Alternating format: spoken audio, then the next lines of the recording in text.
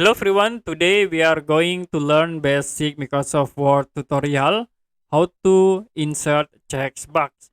If you want to insert checkbox in Microsoft Word, you can use the search tools. As example, I will click at this paragraph and then you can go to search, type for checkbox and you can click on checkbox content control. Click, it will be appear checkbox into your document. I will click again at this paragraph and then you can go again into search button, click the checkbox content control.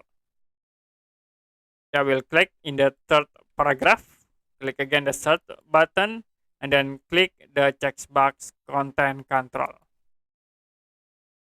Okay, that's it for a basic Microsoft Word tutorial how to insert checkbox. If you have any question about tutorial, you can comment below this video.